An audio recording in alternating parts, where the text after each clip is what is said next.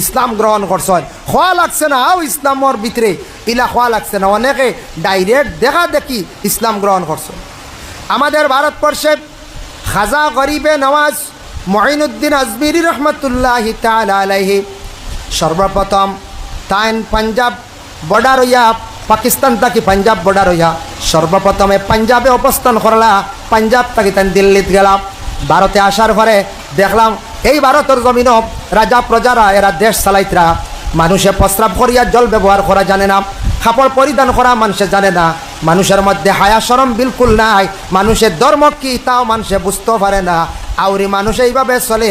খাজা মঈনুদ্দিন আজমিরি রহমতুল্লাহি তাআলা আলাইহি সর্বপ্রথম তাদের কাছে গিয়া কি জানাইলা হইলা, আমি আল্লাহর এক বন্দা আইছি, আমি অমুক জায়গার থেকে আইছি, আমার বাড়ি হইল গিয়া খুরাসান, বিশেষ করে আমি মদিনার থেকে আমি আইছি, আমি আপনার কাছে নতুন একটা ধর্মর প্রচারে আমি আইছি। তুমি জান শুনক নতুন একটা ধর্মর প্রচারে আইছি।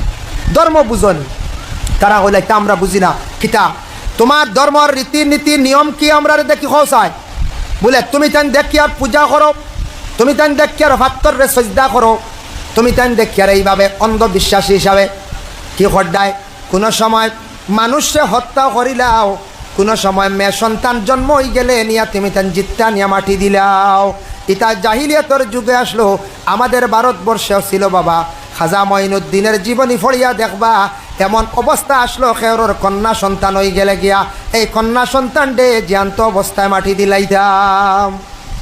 তুমি তার মেয়ে সন্তান ডে অবহেলা করডায়, মেয়ে সন্তানের মর্যাদা জাননি।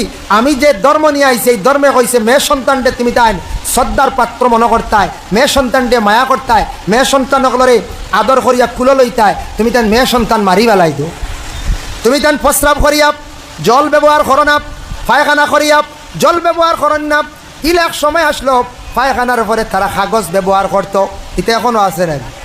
আছে, কিছু জায়গাতে আছে, জল ব্যবহার করা নাই। ট্রেনে গেলে দেখবা বিহার, আমরা ভারতের বিহার যে আছে, বিহারের কিছু সংখ্যক মানুষ এরার বদ অভ্যাস, এরা তারার গরো তারা জরুরত আদায় করে না, মলত্যাগ করে না। বেটি মানুষ গরো, বেটা মানুষ জঙ্গল।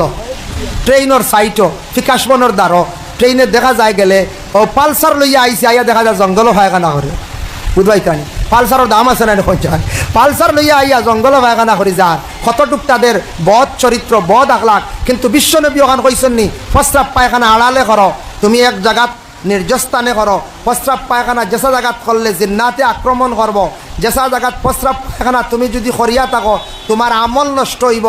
প্রস্রাব পায়খানা যদি তুমি সঠিক